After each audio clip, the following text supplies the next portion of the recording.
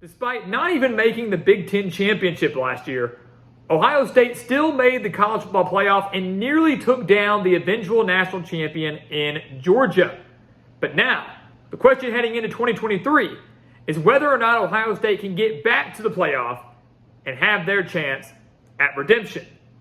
So welcome back to the Gridiron Expert, guys. We're so glad that you could join us today, ready to break down everything you need to know about the Ohio State Buckeyes. As always, please continue to like, comment, subscribe, share our videos, and check out everything down in the description below, including our expert picks over on our website, thegridironexpert.com. We beat out over 80% of the national handicappers each of the last 5 years. So if you're looking for some of the best college football and NFL spread picks in the country, this is the place for you. If you're looking for a guaranteed winning season, this is the place for you. If you're looking for guaranteed money right back in your pocket, this is the place for you. Go sign up today. Take advantage of those picks for a full year-long subscription. Check out our Patreon account as well. Exclusive college football content there year-round, becoming a member of our Patreon Wall of Fame. And make sure to check out our mailing address down in the description below. Send us some gear. Send us some Ohio State gear. We'd love to get some Big Ten representation. I'd love to get whoever your team is, represent them in every single Gridiron Expert video as we expand our GE Nation from coast to coast.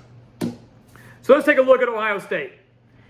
There's talks constantly about Ryan Day being on the hot seat and this and that and the other. And you know, some could make that argument, right? I mean, he's done well taking over since Urban Meyer left, but has yet to win a national championship, has only been to, one national championship game where they fell to Alabama, has lost to Michigan 2 years in a row for the first time since 1999 and 2000.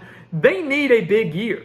They need a year where they get back to the college football playoff and maybe are competing for that national championship. They have the team to do it. That's the beauty. Ohio State typically does, right? Offensively, they are always good, and they're going to be good this year. They average 44.2 points per game and nearly 500 yards per game. But they do lose their star quarterback in C.J. Stroud. That's a huge loss. The number 2 overall pick to the Houston Texans. They also lose Jackson Smith-Njigba, but this is the guy that only played in 3 games last year. He battled injuries all last year. Really wasn't much of a factor offensively for the Buckeyes. They did fine without him, but still is a huge loss. Now it's Kyle McCord's show. He is more than likely going to get that starting job for Ohio State this season. He is the guy that has to step up and hope to lead them to a Big Ten title or at least another college football playoff berth. Only 20 passing attempts last year. He does have arguably the best wide receiving core in the nation, though. You've got Marvin Harrison Jr. and Emeka Egbuka both back after receiving over 1,000 yards last year and combining for 24 touchdowns. The run game is phenomenal. Travion Henderson is back. Meehan Williams is back. Ohio State offensively is going to be just fine as long as McCord can step into the starting role and thrive. And we've seen that every year. I mean, years and years and years, Ohio State deals with new quarterbacks, and they just continue to reload. Don't really have to relearn. You know, you've seen guys like J.T. Barrett and Dwayne Haskins, and then Justin Fields, and then C.J. Stroud, and now you've got Kyle McCord. I think he's going to end up being just fine. Take a look at the defense. 7 starters are back. They were pretty solid last year under new DC and Jim Knowles. Allowed just 21 points per game, 322 yards per game. Their top 3 tacklers do return this year for Ohio State, led by Tommy Eichenberg, 120 tackles last year at the linebacking position. This is the team that should be extremely solid, but stopping the run is going to be key for them. They're talented all 3 levels defensively. They've got to find a way to do better against the run after allowing over 130 rushing yards in 5 games last year. They've got to find a way to slow that down and kind of try to find a way to make teams a little bit more one-dimensional. Take a look at Ohio State's schedule, guys. It's not easy. I will tell you right now, I do think they start 3-0. Like that, they should cruise past Indiana. They won 56-14 last year. Hoosiers won't be much of anything in 2023. They'll beat Youngstown State. They should beat Western Kentucky, but that passing attack led by Austin Reed certainly going to give Ohio State secondary a bit of a run for their money. But regardless, Ohio State should win that game, obviously. But then you look at the rest of the schedule. At Notre Dame's not easy. Penn State going to be tough. At Wisconsin. At Michigan. So 4 big games after their 3-0 start that really, for me, are going to define Ohio State's season. Whether or not they can get back to a Big Ten championship game, whether they go 11-1, maybe fail to make the Big Ten championship game, but still get in the playoff like they did last year, or whether they miss it entirely, whether they miss the Big Ten and playoff entirely. I mean, those are the 3 obviously possibilities here. You come into that first big test at Notre Dame on September 23rd.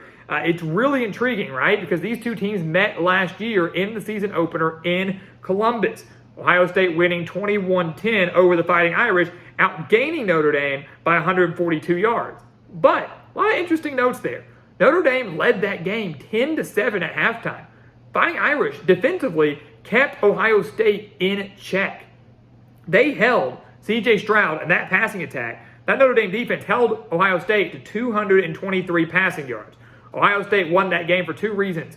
One, the rushing game was phenomenal. Notre Dame could not stop the run game. Number two, Notre Dame didn't have much of an offense. Breaking in a brand new quarterback at the time, it was Tyler Buckner. They didn't have many threats. Ohio State's defense was good, but they just couldn't find a way to move the ball consistently. Well, now they do. Now Notre Dame has a significant quarterback upgrade. Sam Hartman transferring in from an illustrious career at Wake Forest will go down as one of the better quarterbacks in ACC history. And now he's the head man at Notre Dame. Now he's leading the charge for the Fighting Irish. I think had Sam Hartman under center last year for Notre Dame, I think the Fighting Irish probably beat Ohio State. Based on that logic, I think Notre Dame beats Ohio State this year in South Bend. South Bend is going to be rocking for this game. No doubt about it. Notre Dame's defense is legit, guys. 8 starters are back. Their secondary will be even better than they were last year. Held their opponents to 198 passing yards per game. So if they can slow down this passing attack, Kyle McCord, new quarterback, going to be facing the toughest environment he's seen in his young career as the starting quarterback for Ohio State, going into a very, very hostile South Bend Notre Dame team and stadium. I don't see them beating the Fighting Irish here. Home field advantage is huge. Notre Dame having a better offense than last year is huge. The defense arguably being better than Ohio State is huge. And I think the Fighting Irish pull off a massive, massive upset. Ohio State 3-1 heading into their bye week. The room for error gone. They cannot afford another loss. They lose one more game and their playoff hopes are done. Big Ten title hopes are not done, but 2 losses will more than likely keep them out of the college football playoff.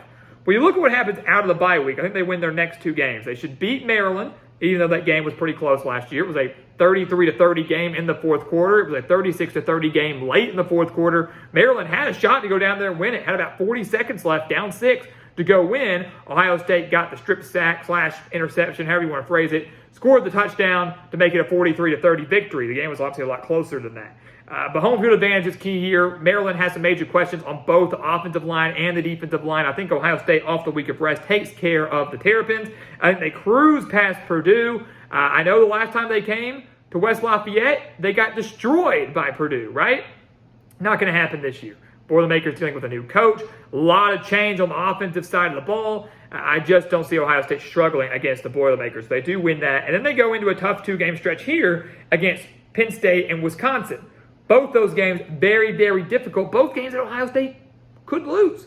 It really could. Penn State, you can't help but feel for Penn State, right? I mean, maybe if you're an Ohio State fan, you don't. But Penn State's getting closer and closer and closer. Since they pulled off that massive upset over Ohio State back in 2016, the one that kind of put Penn State back on the map, they haven't defeated Ohio State since then, which is kind of crazy to think about. The Nittany Lions have lost 6 straight games to Ohio State. Ohio State winning all 6 of those games by at least 13 points or less. So it's been close, right? They've been some very, very close games. And I expect nothing less this year. It was last year. Penn State was beating Ohio State 21-16 in the fourth quarter before Ohio State woke up defensively and Penn State just kind of ultimately collapsed. The Buckeyes winning in Happy Valley 44-31. So now they get the game in the Horseshoe. They get it in Columbus against a Penn State team that's going to be phenomenal. 16 starters back. Drew Aller is going to be phenomenal at quarterback. We talked about Ohio State's running defense. If they're not up to par, watch out, because Nick Singleton and Katron Allen are one of the best running back duos in the country. 8 starters back defensively with one of the best secondaries in the Big Ten. This is a game that Penn State could come in and beat Ohio State in Columbus. But this is where I think home field advantage plays the biggest role here. I think Ohio State's defense steps up just like they did last year. I think by this point, Kyle McCord and those wide receiver core, they have built their chemistry. They have found their groove. They're clicking on all cylinders. And with home field advantage, the biggest difference maker here, they beat Penn State, keep everything still alive, then go to Madison to take on Wisconsin. Talk about a trap game. Coming off an emotional game against Penn State, one that's, if they win, they're riding the high from the win. If they lose, they're down on themselves. Either way, it's a trap game if I've ever seen one. A potential night game in Madison against a Wisconsin team now led by Luke Fickell that's going to be nothing like we've seen in years past.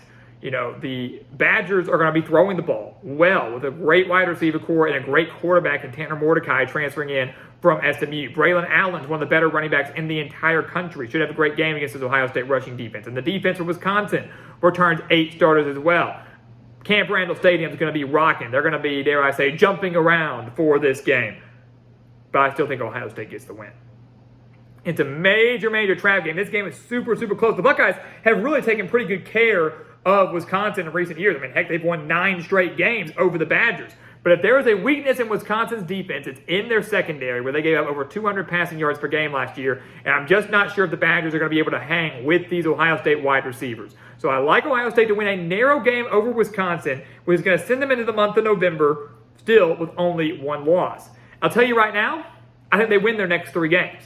Next 3 games are pretty favorable. They should cruise past Rutgers, beat them 49-10 last year. Have won the last 9 games against the Scarlet Knights by an average of 42 points per game. They should cruise past Michigan State, who they beat 49-20 last year. They've won 7 straight against the Spartans, and Michigan State will struggle this year. And then I do think they beat Minnesota, a tough team out of the West without a doubt, a very solid defense as well, but offensively, a lot remains to be seen. How does Ethan Kaliak-Manis start to play in replacement of Tanner Morgan? A lot of upside, but how well does he play against this Ohio State team? It's senior day in Columbus. I just don't see them struggling much against the Golden Gophers. Maybe for a half or so, but they should win this game. So they win 3 straight, and there you go. They're 10-1. All comes down to the game. And really, would we have it any other way? Would we want it any other way? Michigan, at this point in the year, will either be more likely an undefeated team or a 1-loss team. Ohio State, at this point in the year, we have as a 1-loss team. Maybe they are undefeated. Either way, this game more than likely will determine who wins the Big Ten East. It is essentially almost a college football playoff play-in game. You win this game, you go to the Big Ten Championship, you're going to be favored there. You win that, you go to the playoff. Stakes are high. So high. And Ohio State guys, they have not played well against Michigan the last 2 years. They dominated the series for so long. Then all of a sudden, Michigan finally got over that hump, and maybe that was all the Wolverines needed. Ohio State has lost, as we said earlier, 2 straight games to Michigan for the first time since 1999 and 2000. They lost 45-23 last year in Columbus. Could not stop the run to save their lives. Michigan coming at them with a very balanced attack with Donovan Edwards, not even Blake Corum playing, Donovan Edwards and J.J. McCarthy. Now Michigan has Corum, Edwards, McCarthy, all back. A defense that is loaded. Will be one of the best in the country. Michigan guys put up 530 yards of offense on this Buckeyes defense. Now the game is in Ann Arbor. This is arguably Jim Harbaugh's most talented team that he's had in his 9 years at Michigan. Right now, I can't pick Ohio State to win this game. I know many people want to pick them. They're saying, oh, there's no way Ohio State loses 3 straight. What other factors do you have to back that up other than just thinking there's no way they can lose 3 straight? Michigan's got the talent. They've got the home field advantage. They've got the incentive not just to beat their rival, but to go back to the college football playoff. Everything's on the line here for both teams, but Michigan's got it, and they've proven they can do it in dominating fashion each of the last 2 years. I like Michigan to get the job done for the 3rd straight year. I just don't like Ohio State in this game. I think Michigan does dominate with their balanced attack. I think their defense is a little bit better than Ohio State. I think it's closer than a 22-point game that we saw last year, closer than a 15-point game that we saw 2 years ago in Ann Arbor. But I do think Michigan gets the win. They'll go to the Big Ten Championship, and that's going to send Ohio State to 10-2.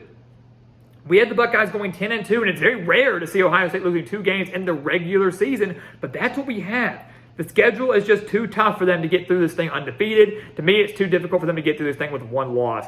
Maybe they beat Notre Dame, but then they might lose to Penn State or Wisconsin. I mean, it's a tough slate. Those 4 games that we mentioned are brutal for Ohio State, and 3 of them are on the road. They're bound to drop at least 1. I'm thinking they're going to drop 2. Naturally, the Fighting Irish and the Wolverines, both legitimate college football playoff contenders. But with that loss in the game, Ohio State, in theory, will be eliminated from college football playoff contention. They'll go to another great New Year's 6 bowl game. No shame in that. But Buckeye fans, I imagine, will be getting very restless. No national championship in 2023. Another year where they don't even play for a Big Ten championship. They're going to get restless. They're going to get angry. Ryan Day's future could be in doubt. For many, this is a successful year, but by Ohio State standards, it's not. It's going to be interesting to see what happens from here on out. But Ohio State, for us, 10-2 in 2023. So guys, as always, thank you so much for watching us here at the Gridiron Expert on YouTube. Make sure to continue to like, comment, subscribe, share our videos, and of course, check out everything down in the description below. Our expert picks over on our website, thegridironexpert.com, our Patreon account for exclusive college football content year-round, and of course, check out our mailing address. Send us some gear. Send us some Buckeyes gear. Let's get some of the Ohio State University represented in our background, or whoever your team may be. Send us some gear to be represented in every single Gridiron Expert video. And once again, guys, as always, thank you so much for watching, and we'll see you next time right here on the Gridiron Expert.